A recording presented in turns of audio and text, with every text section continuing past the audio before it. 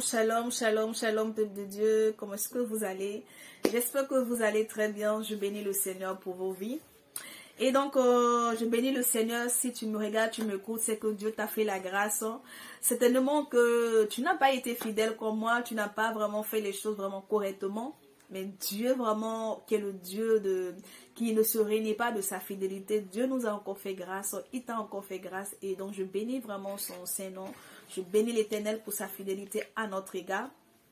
Et donc aujourd'hui encore, donc à cette émission, Parole bénie pour une grande destinée. Vraiment c'est avec un grand plaisir vraiment que je viens partager cela avec vous.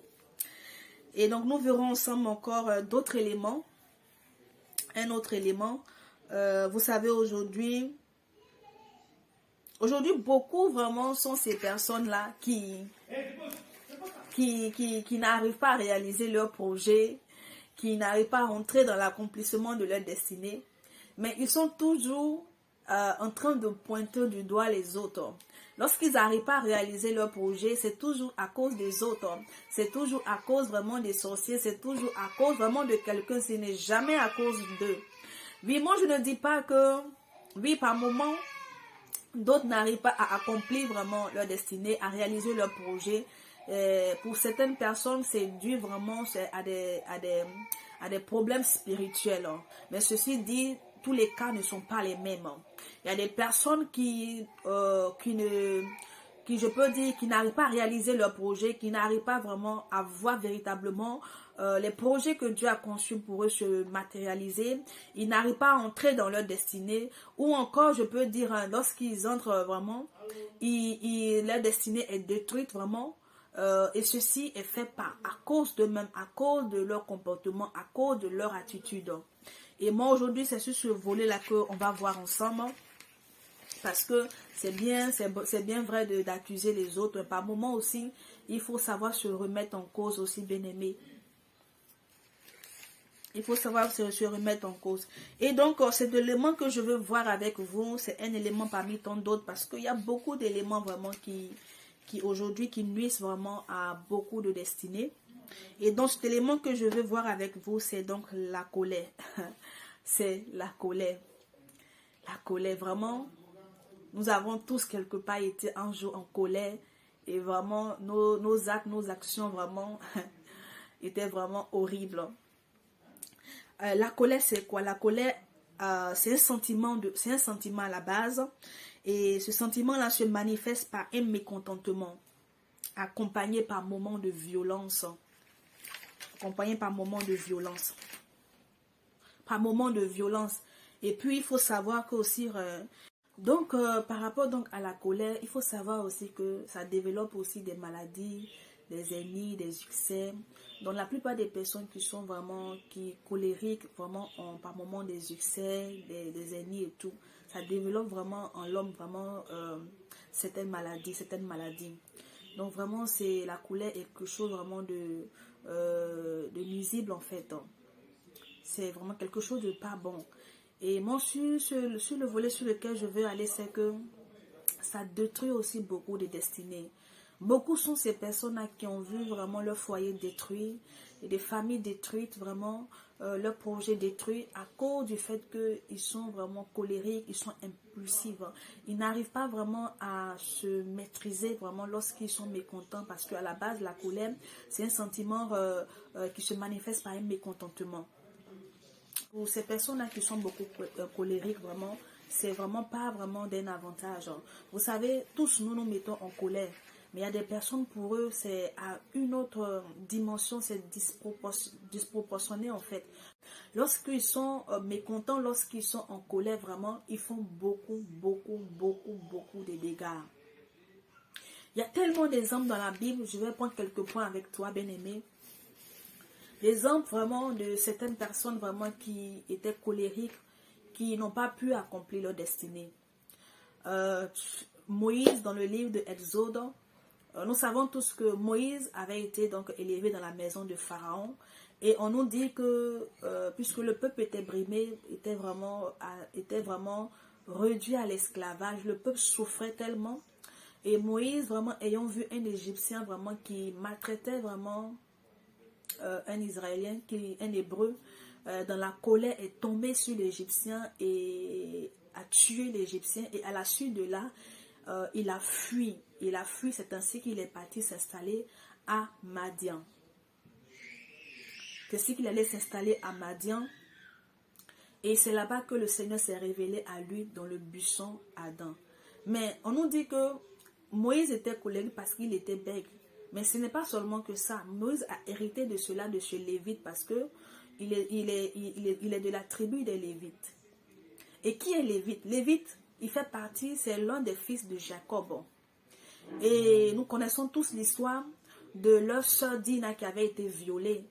Et lorsque leur sœur a été déshonorée, et qu'après cela, celui qui avait déshonoré leur sœur a fait venir son père afin de trouver vraiment, une solution par rapport à cela. Il a demandé qu'on lui donne la fille. Et c'est ainsi que Jacob a dit qu'eux ne pouvaient pas se mélanger parce qu'eux, ils étaient un peu vraiment circoncis, les autres n'étaient pas circoncis. Et ce peuple-là, vraiment, ce jeune homme-là qui avait violé vraiment la fille de Jacob, avec son père, avait accepté vraiment que son peuple, vraiment, tous les hommes vraiment de son peuple allaient vraiment aussi se circoncire, vraiment, ils allaient vraiment passer par la circoncision afin que leurs fils marient vraiment les fils afin que leurs fils marient les filles de Jacob et que les fils de Jacob marient aussi leurs filles. Ils allaient donc se mélanger et former un peuple. Et c'est à la suite de là qu'on nous dit que au cours de la nuit, lorsque ce peuple-là vraiment, ils ont circoncis donc les hommes, Lévi et Siméon, ces deux hommes de colère, parce que c'était des personnes vraiment qui étaient beaucoup colériques. C'était des hommes de colère. On dit qu'ils sont allés les deux et ils ont tué, ils ont détruit vraiment toute la ville. Ils ont tué toutes les personnes qui étaient dans la ville à cause de leur colère. Et c'est de là-bas que, en fait, Moïse a pris aussi cette colère-là de chez Lévi. Il a hérité vraiment, il a hérité de cette colère-là chez Lévi. Et on nous dit que lorsque le Seigneur s'est révélé à Moïse dans le buisson, il a demandé à Moïse d'aller libérer le peuple d'Israël parce qu'il avait fait la promesse à Abraham et à Isaac et à Jacob de leur donner le pays là où coule le lait et le miel. Là où coule le lait et le miel. Et étant donné que Moïse aussi, il était fils d'Abraham, donc il avait part aussi à son héritage. Il avait aussi une destinée aussi à accomplir. C'est vrai que Dieu passait par lui pour faire entrer le peuple. Lui aussi vraiment, il allait aussi entrer dans sa destinée. Parce que cette promesse aussi, elle était aussi vraiment, il était concerné aussi. Et c'est à la suite de là que lorsqu'ils ont fait sortir le peuple d'Israël, le peuple vraiment a tellement fatigué Moïse qu'arrivé un moment, Moïse a craqué. Moïse n'est pas entré à Canaan. Il n'est pas entré à Canaan parce que lorsque en Nombre 20, le verset... En Nombre 20, on va voir cela. En Nombre 20, le verset 6, on nous dit que le peuple avait soif, il n'y avait pas d'eau. Et ils ont commencé vraiment à faire des trucs. Et Moïse et Aaron sont allés chercher la face de l'Éternel. Et Dieu leur a donné des instructions. Qu'ils devaient rassembler le peuple. Et ils devaient parler au rocher. Mais à cause de la colère, Moïse était tellement mécontent, était tellement fatigué, je peux dire, que lorsqu'il est arrivé là-bas, devant le peuple, ce que Dieu a demandé de faire, ils n'ont pas fait cela. Moïse a frappé le rocher au lieu de parler, il devait parler au rocher, mais lui, il a frappé le rocher 2 fois. Et il a fait cela dans la colère. Et c'est à la suite de là que Dieu lui a dit que toi et ton frère, vous ne m'avez pas sanctifié, honoré devant le peuple, vous n'allez pas entrer. Donc, ce qui signifie que lorsque Dieu avait mandaté Moïse, c'était pour qu'il lui aussi il puisse entrer là où coule le lait et le miel. Mais à cause de son impulsivité, à cause de sa colère, à cause du fait que vraiment il n'a pas cette maîtrise de lui-même, il n'a pas pu vraiment voir, il a vu, mais il n'est pas entré vraiment dans le pays promis par l'Éternel. Et beaucoup vraiment sont ceux-là qui ont détruit vraiment leur destinée à cause de leur impulsivité, à cause de leur colère. Beaucoup sont ces personnes-là. Et même Absalom, ça a été le cas d'Absalom, le fils de David. lorsqu'ils ont déshonoré vraiment sa sœur, Tamar, lorsque Amnon a déshonoré Tamar, et que David n'avait pas pris des sanctions vraiment, il n'avait pas vraiment tapé vraiment dur, il n'a pas pris de grandes sanctions, on nous dit que Absalom n'a rien dit. Absalom a gardé cela en lui. Et il a gardé, il a mûri cela en lui. Et à la suite de là, il a fait tuer son frère. Il a tué son frère. Il a mis son plan en exécution. Il a mis son plan en exécution. En Absalom aussi, il avait une destinée accomplie. Le Seigneur avait des projets pour lui aussi. Mais il a détruit sa destinée, il a détruit sa vie à cause de la colère. Vous savez, la Bible nous dit en Éphésiens 4, on va lire. En Éphésiens 4, le verset 26, il dit, si vous vous mettez en colère, ne péchez point. Que le soleil ne se couche pas sur votre colère. Et ne donnez pas accès au diable. Il dit, si vous vous mettez en colère, donc nous sommes des êtres humains, puisqu'à la base, la colère, c'est un sentiment de mécontentement. Donc, on peut être mécontent, ou mécontente par rapport à quelqu'un, par rapport à une situation. Mais la Bible nous dit que si nous nous mettons en colère, de ne point pécher. C'est vrai qu'il est difficile vraiment d'être mécontent ou mécontente et de ne pas pécher. Mais ceci dit, ce n'est pas impossible. Et la Bible nous dit que le soleil ne se couche pas sur ta colère. Donc, si je ne veux pas faire de dégâts, si tu ne veux pas pécher, le soleil ne doit pas se coucher sur ta colère. Tu ne dois pas dormir avec cette colère-là parce que lorsque tu vas dormir avec cette colère-là, ça va laisser l'accès au diable. Ça va laisser l'accès au diable. Et vous savez, il y a des personnes, lorsqu'ils sont en colère, c'est comme un feu qui est dans leur corps. Lorsqu'ils sont vraiment, ils sont méconnaissables. Ils font des choses même et après ils regrettent beaucoup. Beaucoup sont ceux-là qui sont colériques, qui sont toujours en train de s'excuser, toujours dans le regret. Ils sont dans le regret, toujours en train de regretter leurs actes. Toujours.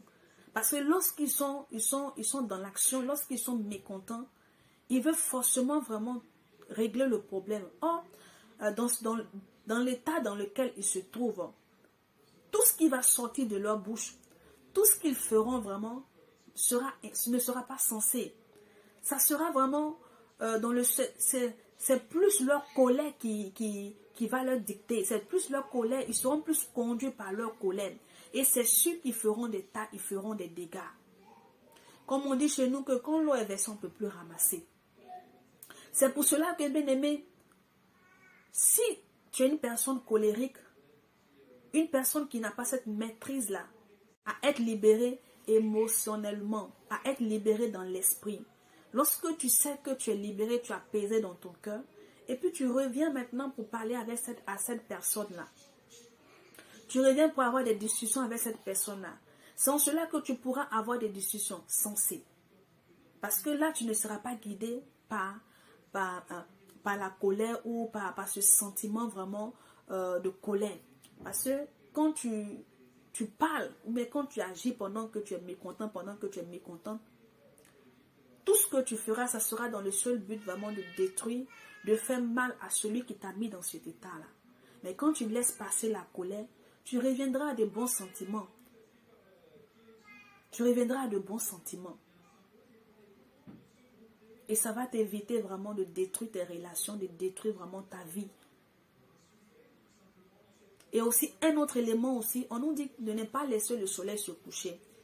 Il y a une autre catégorie de personnes, eux, quand ils sont mécontents, quand ils sont en colère, ils préfèrent ne pas parler. Lorsqu'on leur fait des choses, ils emmagasinent tout cela en eux.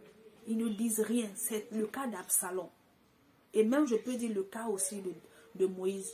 Parce que durant tout le temps dans le désert, le peuple avait tellement fait des choses qu'il il a tout emmagasiné cela en lui. Et il a fini par exploser. Et c'est là même que ça crée beaucoup de dégâts. Et là même, quand c'est comme ça, tu pêches. Et beaucoup sont ceux-là. Donc, c'est pour cela que beaucoup sont ceux-là qui se font eux-mêmes mal. Parce que tout est en eux. Et lorsque ces sentiments-là sont en eux, lorsque ils ne parlent pas dans le but vraiment de se libérer, ça laisse, c'est là que ça ouvre une porte. Et on nous dit que ça donne un accès au diable. Et quand le diable entre, bien aimé, ces sentiments-là se transforment en des sentiments de vengeance. Ça crée d'autres sentiments négatifs en ces personnes-là. On nous dit que Absalom, lorsque Amnon a violé sa soeur, lorsque Amnon a déshonoré sa soeur, on dit il n'a rien dit. Il n'a pas parlé, il n'a rien dit. Il n'a pas exprimé son mécontentement, rien. Mais il a gardé cela en lui. Il a mûri vraiment cela en lui. Et ça a laissé une porte au diable.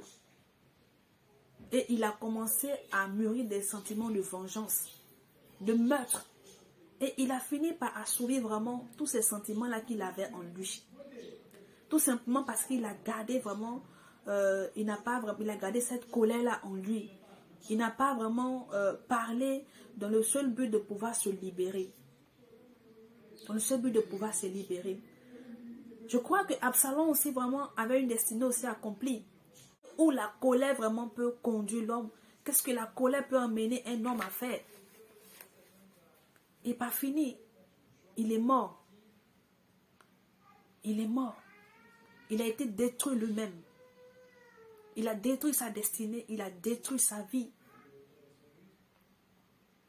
Il a détruit même, je peux dire même, sa maison, sa famille, à cause de son attitude. Parce que celui qui est colérique, celui qui a la colère, est un danger pour lui-même et pour les gens autour. Ce n'est pas seulement que pour lui-même, mais pour les gens autour. C'est pour cela que tu dois faire vraiment, véritablement un travail sur toi-même, bien-aimé. Si tu es une personne colérique, si tu es une personne vraiment qui est impulsive, si tu es une personne vraiment qui n'a pas cette maîtrise-là vraiment de toi-même, tu dois demander l'aide du Seigneur. Et demander, la première des choses à demander, c'est la maîtrise de soi. C'est la maîtrise de soi. Lorsque tu es en face d'une telle situation, cherchez à avoir vraiment la maîtrise afin de ne pas faire de dégâts. Beaucoup sont ceux-là qui, après avoir vraiment posé l'acte, après avoir fait des choses dans leur colère, lorsqu'ils sont revenus en eux-mêmes, vraiment, ils étaient vraiment dans le regret, ils étaient abattus par rapport vraiment à ce qu'ils avaient fait. Mais c'était trop tard. C'était trop tard. Moi, je crois que tu entreras dans ta destinée. Je crois que tu réaliseras les projets que Dieu a conçus pour toi. Mais il ne faudrait pas que cette colère-là vraiment que tu as en toi vienne tout détruire, bien-aimé. Vienne tout détruire. Toi qui m'écoutes, si tu es une personne vraiment colérique, vraiment, je t'invite tout simplement à demander l'aide du Seigneur. Parce qu'aujourd'hui, tu te dis que, bon, ça va. Mais laisse-moi te dire que le diable, sachant que tu es une personne de colère, il va tout simplement t'attendre au carrefour. Il va tout simplement t'attendre au carrefour. Là où tu seras proche, comme Moïse, d'entrer dans ta destinée, c'est là qu'il va frapper. Donc toi, dès maintenant, tu dois demander l'aide du Saint-Esprit. Tu dois commencer à faire ce travail-là sur toi-même, bien-aimé. Tu dois commencer à faire ce travail-là sur toi, tout en demandant la maîtrise de soi. Un tempérament apaisé. Ça va t'aider, bien-aimé.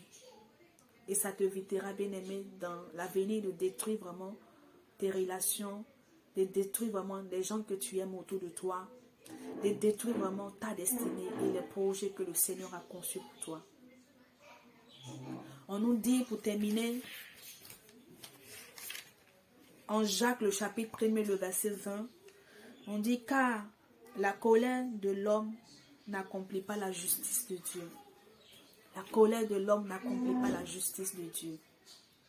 Donc, sur ce, bien-aimé, que le Seigneur t'aide, toi qui es un homme de colère, un homme impulsif, une femme qui est remplie qui est impulsive aussi, que le Seigneur t'aide véritablement à te libérer de ce sentiment qui est nuisible. Ce sentiment-là qui est comme une arme de destruction. Que le Saint-Esprit t'aide vraiment véritablement à te libérer vraiment de ce sentiment-là. C'était juste pour partager ce petit message avec toi. Et te dire aussi que j'ai changé de Facebook parce que ma page Facebook, les gens ont piraté et j'ai pas pu récupérer ma page. Et aussi mon Facebook, j'ai changé donc j'ai créé un autre compte. Donc je t'invite tout simplement à t'abonner sur ma nouvelle page Amour et Compassion. Et que la grâce de l'Éternel vraiment vous soit multipliée. On se retrouvera prochainement pour une autre émission, Parole bénie pour une grande destinée. Encore pas, si Dieu vraiment, si Dieu nous accorde encore le souffle de vie, si Dieu encore vraiment permet, donc je viendrai encore et partager donc d'autres éléments avec vous, qui je pense vraiment vous aideront vraiment sur le chemin de votre destinée. Shalom.